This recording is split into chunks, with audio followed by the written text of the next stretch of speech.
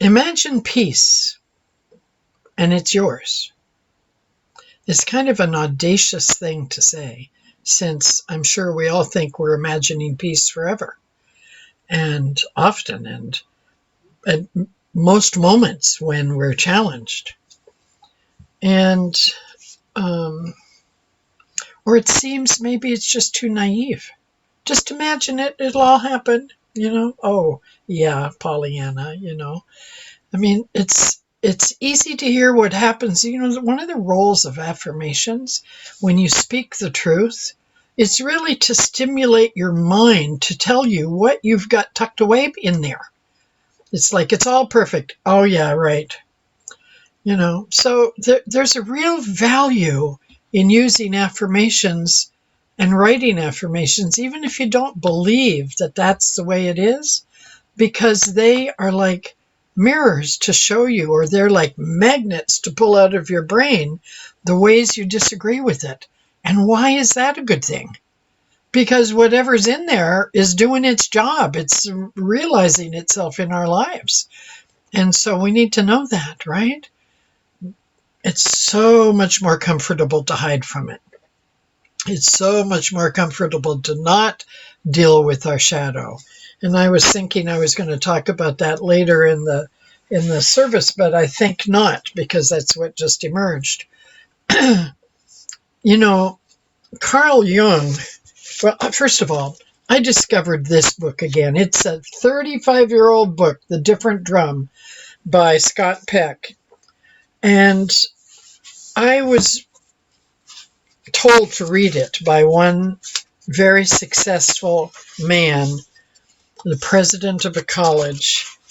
And my mentor here told me to go see him, and I did. And he said, I'll see you again after you've read that book.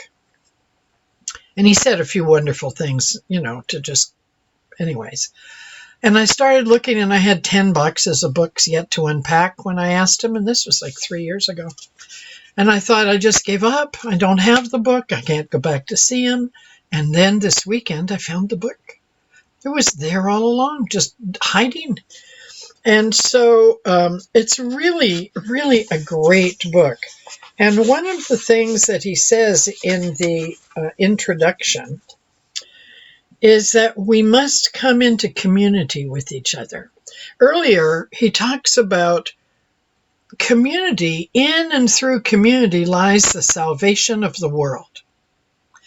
I love it when Elle's prayer said, connection helps us, frees us from the grip that our fears have on us, or not fears maybe, but that free us from the grip of whatever is working against our greatest good.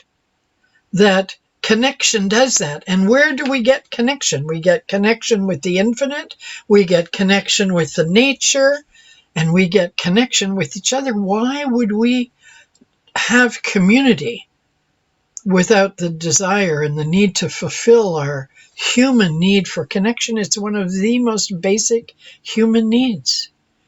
And so community is at the essence of how we get to build our courage, how we become more resilient together, where we learn from each other, where we give each other permission to say, do you really want to be saying that?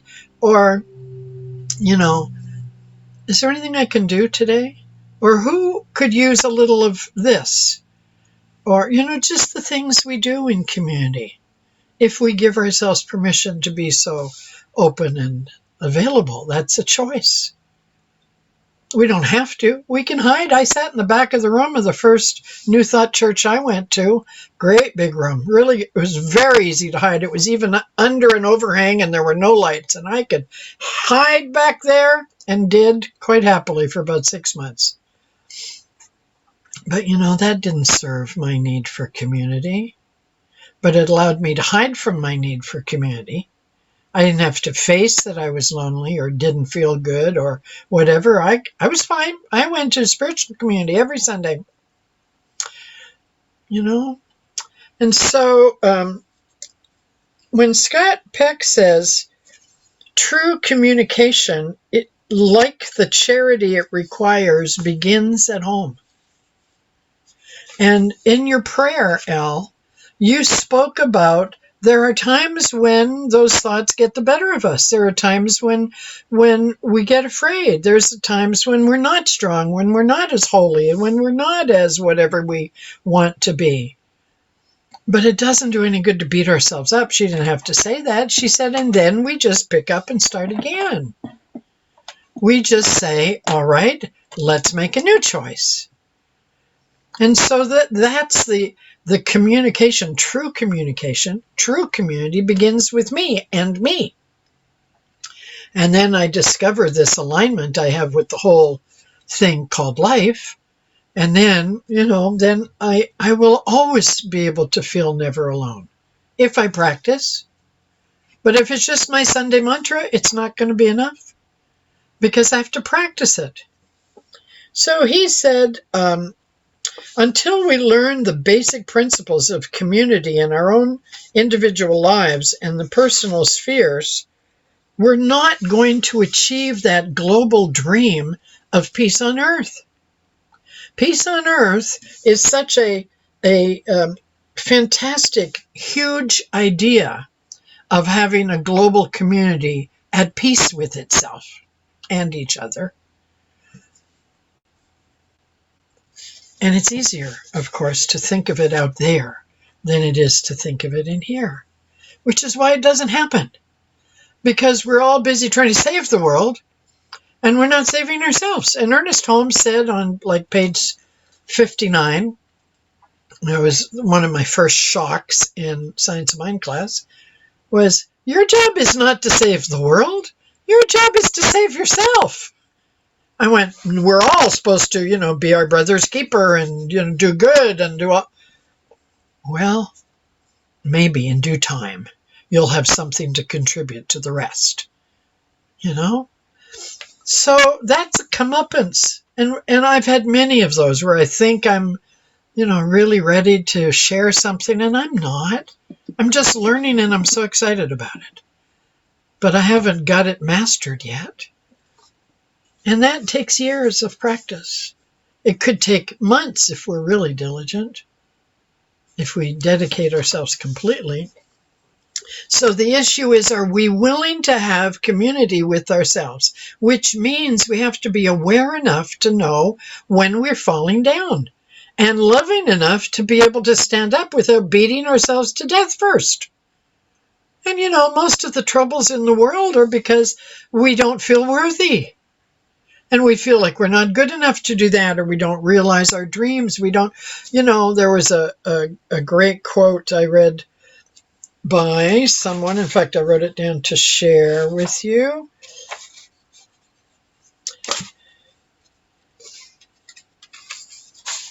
Better keep yourself clean and bright. You're the window through which you must see the world. I just love that. Guess who? George Bernard Shaw. You don't hear about Bernard Shaw very much anymore, but I went online and his quotes are fantastic. So if you ever need a pickup, just go check them out. So it isn't too simple. It is plausible that if you can imagine peace, then and practice it and be diligent in your practice and be willing to observe yourself when you're not being peaceful, when you're not being the kind person you want to be, to really take the mask off and see clearly, which is not easy. This spiritual tradition of New Thought is an empowered one of personal responsibility. I don't get to just sin, confess them, and then all is well, and I keep on keeping on. I don't get to just follow what somebody else says to do and know that I'm on the right road, so, it doesn't really matter what I'm doing. I'm just in the chosen path. Those paths don't work for me because it's too easy to hide.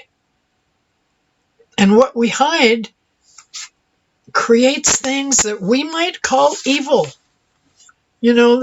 it's just amazing. And so in this book from Scott Peck, he said, spiritual healing is the process of becoming whole. Even Freud, an atheist, said that the purpose of psychotherapy is the healing of the psyche was to make the unconscious conscious. Freud said the purpose of psychotherapy was to make the unconscious conscious. That really means make the things that we're tucking under the carpet and keeping in the back closet and hoping nobody ever brings up and hoping we forget and hoping we don't see and not acknowledging the pain that we're in and all that stuff, allowing it to come to light. Bring it to the light. Bring it up. Don't be afraid to bring it to the light, because that's what'll heal it. Because the consciousness of light is so much greater than the consciousness of pain. But that's not how we're trained. That's not how society evolved. We were all mostly trained to be afraid of it, to hide from it. Now, the Dalai Lama has something to say about that. Listen up here. He said, as I said last time, because it's so exciting to me that I like to refer to this again and again. He said, in a sense, the concept of us and them is almost no longer relevant. Our neighbor's interests as our own are important to us. Caring for our neighbor's interests essentially is caring for our own future. Today, the reality is simple. In harming the enemy, we harm ourselves. That's on page 10 of The Open Heart by the Dalai Lama. And so what the Dalai Lama says is that we must start with ourselves. The value of feeling connected to our neighbors and to the people around us is the beginning of a kind of community that will be the healing of the world. He doesn't say that, but that's how I see what he's saying. We can think of our society as a body with arms and legs and all different parts. I think of it as a puzzle. And, sometimes it's a puzzle of the globe. Sometimes it's a puzzle of the cosmic smile. Sometimes it's a puzzle of the word peace. And all 7+ billion of us are tiny little pieces in that puzzle. And what each of us does matters because it connects us to everything else. We might feel small and insignificant. I know I do sometimes. I know that it was hell getting out of that hole of feeling small and insignificant, enough so that I could actually stand up and not be afraid to say something and not be afraid of being criticized. That was very hard. But I did it. And how did I do it? I did it in community. I did it in learning to trust a small group of people. I lived in Grayton at the time that I did it. And I lived in Sonoma County for 30 years. I'm trying to come back, actually. It's not even that I'm trying. It's like saying, maybe this would be a good time. So, I'm thinking about that. But anyway, I lived in Grayton. And my first community was one that I didn't plan. But a friend of mine called me and she said, I'm getting a divorce and I'm needing to move out of my historic residence house. She had a historical monument that she lived in. And she said, I want somebody to take care of my house who I can trust. And I, at the time, was living in a one-room little cottage on the mud flats on Smith Flat Road in Bodega Bay. I loved it. I just loved it. I mean, it was messy. The kids insisted, the dogs insisted in running out in that black mud, and we'd have to scrub every night. But I built beds that were up level with the windows, and we'd see the pelicans fly 4 feet from us, and the lights of the fleet of fishing boats coming in at 2 a.m, and all of that wonderful stuff. So I loved it. And I loved the drive every day from Bodega back to Sebastopol, where my kids were in daycare. We were young. We were all young. And Emily called me and she said, I'd like you to take my home. And so I'm only going to charge you this little tiny bit of money. It was, and is still, a 3-story, 9-bedroom, 16-room Queen Anne Victorian with 2 porches and pillars and a walnut tree right over the front porch, and 9 bedrooms. It was just me and my kids and a dog. And and I was in one room like a little cocoon, and it was like being cast out into the world. I had to say yes. I didn't have to. I could have said no. But something told me that it was time for me to grow. But I didn't know what to do. What would I do with that place? I have no idea. Just go and find out. I was not in this place that I'm in now. I was in a place of feeling small. I didn't trust myself, and I didn't trust most other people either. But there was something in me that knew that I was more than that. And I hung on to that like a kid hangs on to their balloon when they're at the county fair, It's like tie it around your wrist and hold it tight. And so I did that. I just went, okay, I'll do it. And it was the most incredible experience. And one by one, other single mothers showed up. A single dad showed up. And then a parent, a couple, and a child showed up. And on that 5 acres, those 9 bedrooms were all filled, including the old hippie bus that I lived in for 6 months with my kids, the red, white, and blue bus that was under the trees. You'll remember that big old bus. There was a single guy out in that place, and then he left, and a single woman moved in, and we created a community, not intentionally, consciously, but out of our collective yearning for community. And we let ourselves be drawn together in an unlikely crew. There were things we didn't like about each other. There were behaviors and things that weren't so comfortable. But what are one of the rules of community is to be honest with each other, to be available, to be open. It forced us to create things that became the pillars of our community. Out of necessity, we started house meetings, and included was that each of the children over the age of 6 would take turns being the chair. And we had those house meetings every Sunday night, and no one was allowed to miss it unless it was like, some super experience that you couldn't avoid. And so our children learned, and there were lots of children. Some of them were nice to each other, some of them weren't, but they all learned to get along eventually. There were things that they did we really wish they hadn't done. There were things that we had no idea that they did, which I really wish I still didn't know.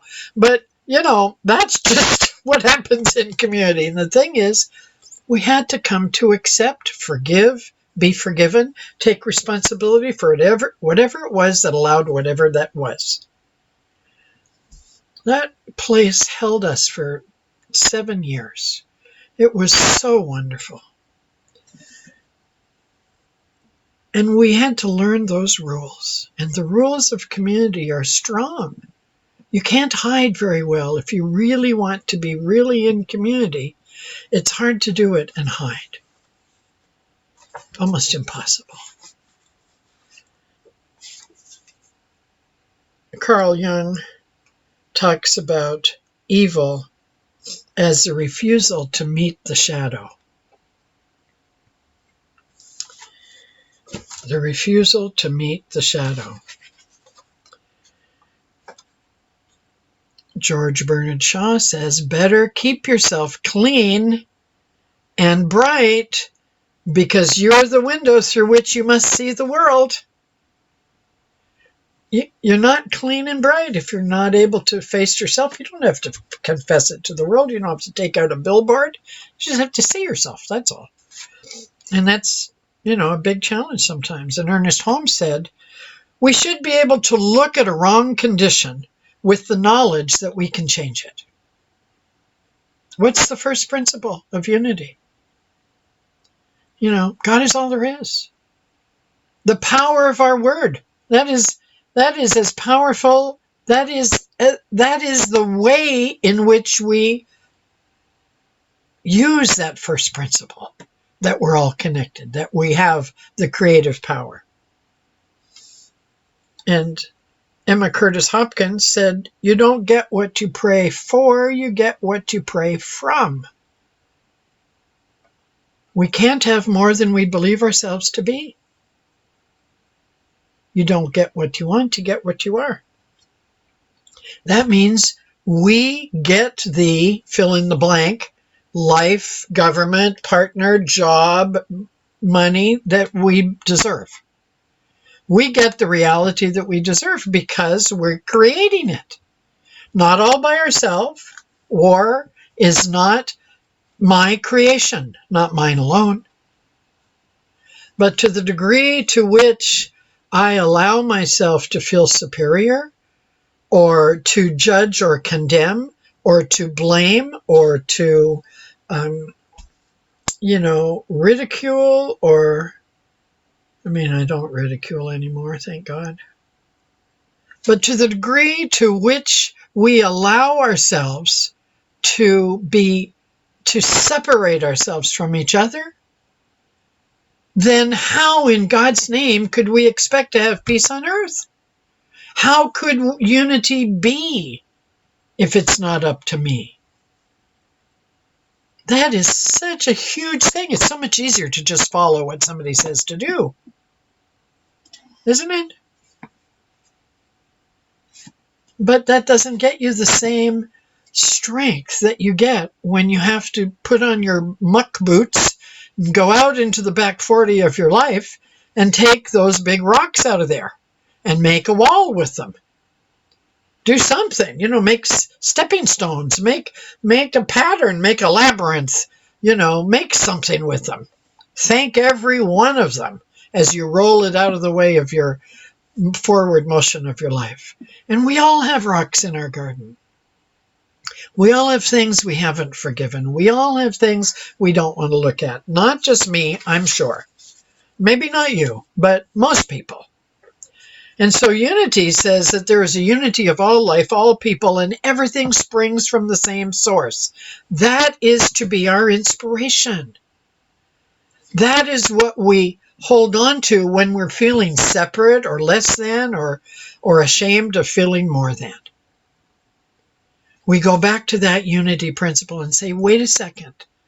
I'm practicing this a lot because I live in a very conservative town, and there are little corner stands, we used to call them in the old days, with lots of flags waving and lots of people sharing a lot of rhetoric. And it doesn't match up to how I see the world. And everybody has the right to be there. And in this state, they even have the right to bear arms and let the knives dangle from their belt and the guns be over their shoulder. And even here in America, it's hard to believe that we can do that, but we do. And so even so, we have to look, maybe we don't, I do. I want to learn how to listen. I want to learn how to not judge. I want to make those choices to be able to see people and remember that we're all 100% the same source. How can we do that without community? We can't. It's too daunting. It would be near to impossible to do it just by ourselves at home in our little foxhole. We need community because as we learn together, we bolster each other. People are scared today. There's a lot going on. It looks like the end of times was really right, but it's not. That's not. It is when something is so challenging and we don't take it up ourselves, then life will take it up for us. When we do not face the thing that we're avoiding, life will find a way to bring it to us. And that's what's happening now. The medicine has to be stronger than the illness. So I can't say for sure that's what's going on, but that's how I language it for myself, is that this is here to get our attention. What if, when do we behave as a community? When the flood strikes, when the fires. I had a client say to me the other day, we call this Reading Strong because in the fires, we didn't care about what political party you belonged to. We didn't care about how rich you were, how big your house was, or how tall you were, or how much education you had. We wanted to know, could we help you take your chickens? Because we have a place and we're far away from the fire. We want to know, what can we do to help? We don't look at those surface things. So what if all of those things that are happening, those crisis moments, what if that's their purpose? To teach us how to be one and to have it be something so clear and so strong as we'll never forget. What if that is wholeness in this perfect life?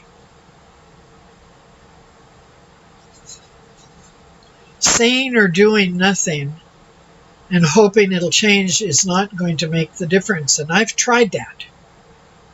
I don't know about you, but it hasn't worked for me. And so now, I'm excited. I'm actually really excited about this level of learning that doesn't let me off the hook very easily. I'm excited because I know that what I think and how I respond to the things in my life, that matters. I know that I affect a whole group of people just as each of us does. I know that what I think makes a difference in the world. I know that I'm responsible. Neil Donald Walsh says, look, we're making it all up anyway. The stories we tell ourselves, we're just making them up. So make up one you like. Make up one you'd like to live in. Start telling yourself the story that you want to experience. And so I'm practicing that. So the woe is me and the awfulizing and all that, it's so tempting. And I do it too sometimes. I fall down. And thank God for Elle's prayer, because I remember that when I've fallen down, I can stand up and start over, and I don't have anything against me. In Unity, there's this amazing couple, and the man's, his name escapes me at the moment, but he created the book, The Eye of the Storm. And Gary Simmons. Yep, thank you, brain. And so he has a little saying, nothing and no one is against me. Well, it wasn't just him. That's an old saying. It comes from the Bible, I believe. Nothing and no one is against me. What if I believed that? What if I did? Then I'd be braver. So I'm practicing. I'm practicing being braver. I'm practicing acting as if it were true. I'm doing outrageous things. War is an idea. And the more we tell stories and the more rigid and the more fortified the idea is, the more preserved it is until it becomes petrified in our brain that that's just the way it is. But it's not true. It's just an idea. Peace is actually a principle, a reality of this infinite reality, where everything is in harmony, where everything fits together in an orderly fashion. Let's make that principle our idea. Let's live in that place, starting in this moment. In the Science of Mind magazine, there was a story this week or last week about a therapist who was talking to a client, and the client was saying, I've been having these nightmares every night for a month now, and this monster is chasing me. And the therapist says, well, what are you doing? He said, I'm running. And then the next day he came to see his, or next week, came to see his therapist. And he said, hey, guess what? What? I stopped running. I turned around and I faced that monster. The therapist said, good for you. What did the monster do? He said, well, I said to the monster, what do you want from me? What are you going to do now? He said, what did the monster say? The monster said, I don't know. This is your dream.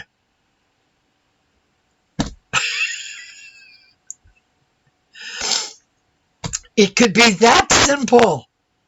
Let's make it easy. Let's take all those things that we think are hard. Let's make it easy. Let's just turn around and say, oh my goodness, that's really silly. And just lighten up and take the path that leads to where you want to live. Tell the stories that lead to who you are so that you can be that.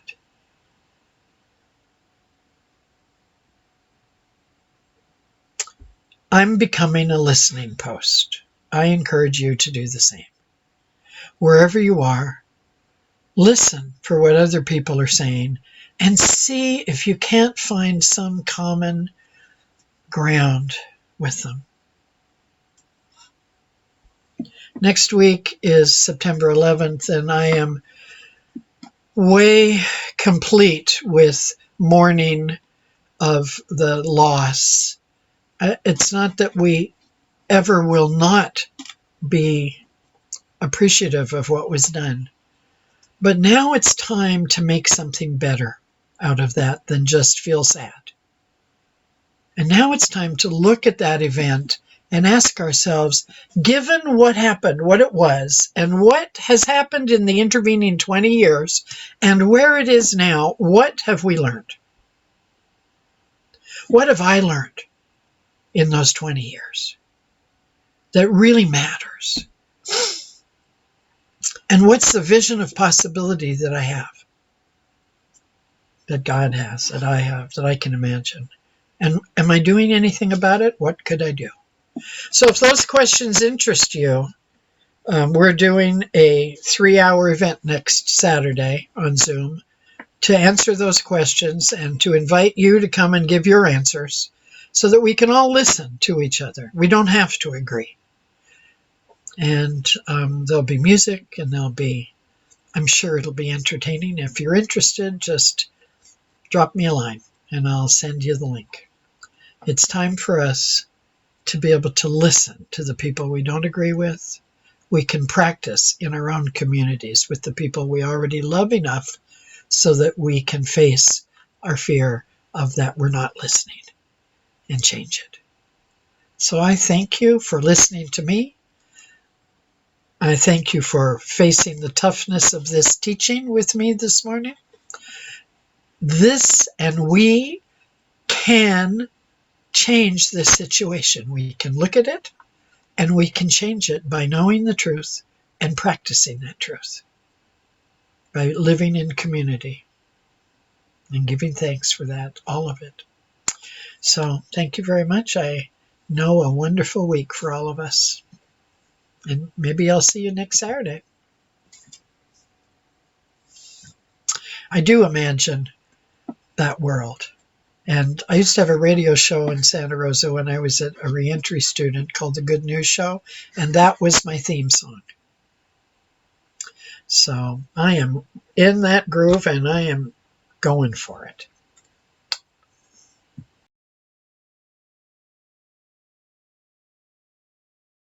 Close your eyes and think of the one yes but that came up today. Maybe several came up. Just pick one yes but, and put it in your hands as if it was a golden egg, as a piece of golden truth. What if it doesn't work? What if I'm not enough? And take that in your hand and feel it. And take a deep breath and choose to be at peace with that thought.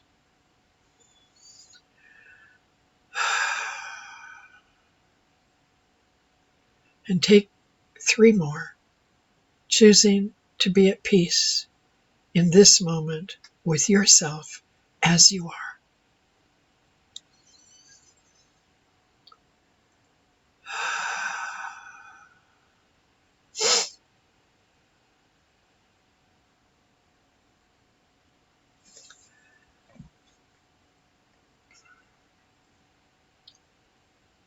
We are one. We are one. I am you, you are me. We are one. And in this unity we all live in harmony. For peace has come, 'cause we are one. And peace has come, 'cause we are one. So it is, amen.